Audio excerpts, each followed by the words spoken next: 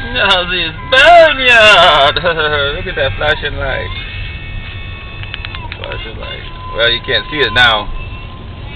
Kinda. That's the cell tower that's like directly linearly parallel to our perspective. It's beaming you straight in the fucking pineal gland all day, all night, every day, every night. Because we need good Wi-Fi and good 4G, 5G service. Can't wait till the 5G network gets in place. Then anything you want, you just think it and it'll be there in hyperspace in your virtual world. It'll override your neural network. You just close your eyes and you'll imagine that you have it. You'll be in Tahiti. You'll be getting a blowjob from a 14-year-old Venetian prostitute. Who knows? You'll have all your wildest desires is right there. You won't even have to do anything. You just think it and it'll happen. That's what Google is bringing to you. Thanks, Google. It's about time they paid us back for destroying the internet. I can attest to the fact that the internet was faster and less glitchy 10 years ago than it is now. And the computers were theoretically 100 years slower. But they worked perfectly, really fast, and didn't have any issues. Anyway, I digress. Who knows? Is this thing even on? It appears to be working. It's raining here in Vancouver, Washington, finally. I mean, they spray chemtrails as hard and heavy as they can, and it usually keeps the rain from hitting the ground. We have what looks like a marine layer, but it's not a marine layer because you can leave your windows rolled down and you go out in the morning and there's no dew on the grass and there's no dew on the fucking windows of the car. You know, it used to be if you left your windows down, your car would be wet inside because there was an actual marine layer, but now the only marine layer is the one that's sprayed by the Marines. But I digress again. Today it's raining. That means the sheriffs can come out and protect us. I've noticed a very strong trend that when there's chemtrails heavily sprayed, there is no sheriff to be seen anywhere unless they're at a residence looking as if they were called there. And that's not very often you see that either.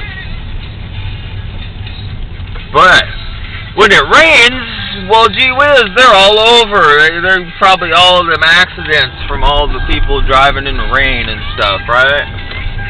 Makes perfect sense. Yeah.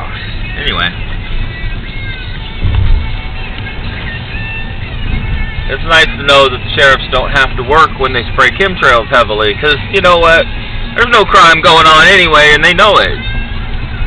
Because I go out when they spray chemtrails and I kind of look, and I know homeless people as well, there isn't anybody out doing any fucking thing anywhere at all, not even the homeless people. There's nobody robbing and stealing and nothing. There's nothing going on. There's nobody driving. The whole town is shut down by 9:30 at night, except for a few bars and a few restaurants. There's nothing going on anywhere every night. So really, what do we need police for, you know? Because there ain't nothing going on anywhere ever.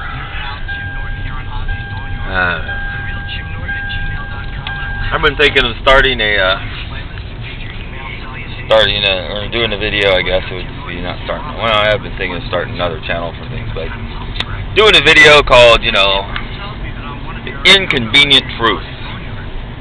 And there are some inconvenient truths. I thought when I heard there's a movie coming out called An Inconvenient Truth, I'm like, aha, they're finally going to tell you it's inconvenient truth that skyscrapers don't explode into powder because an airplane crashes into them, or supposed airplane crashes into them.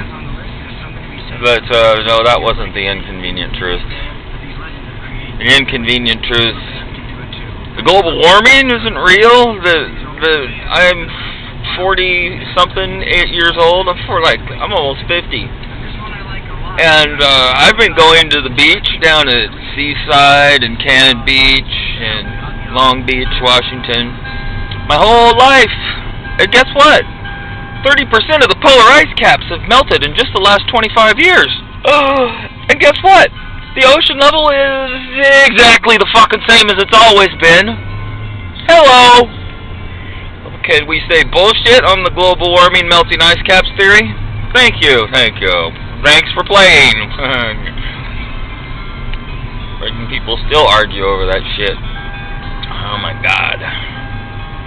Well, we're talking about the man-made percentage of it. Oh, the 0.03% that can be attributed to us burning fossil fuel as fast as we can. I know something that's probably more damaging than the release of the carbon into the atmosphere from burning fossil fuels.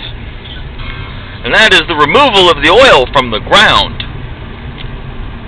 Because oil is a dielectric, meaning electricity don't flow through it. And our Earth is spinning through a whole lot of lines of field energy from the sun, and it's spinning like a rotor does on an alternator. And therefore we're picking up all kinds of energy from the sun all the time as we spin through it, electrically speaking. And if we take all the oil out of the ground that was keeping the electricity from arcing across the surface, we begin to open up pathways of, current, of potential, where the Earth doesn't no longer have to, spread out that power. That power can jolt through the ground in one big shot, I don't know. I think we're messing with the Earth's electrical field by pumping the oil out of the ground. Look into transformers. What do they put in transformers? They put oil in transformers so they don't arc internally. The Earth is like a big transformer, and we take the oil out of it and it will begin to arc internally. And that could be bad for us as a species just trying to live on this planet if it begins to arc internally, because that would be some big arcs and it could cause some massive devastation. Could it not? Thank you, ladies and gentlemen. This has been another episode in our series called Interviews with the Genius.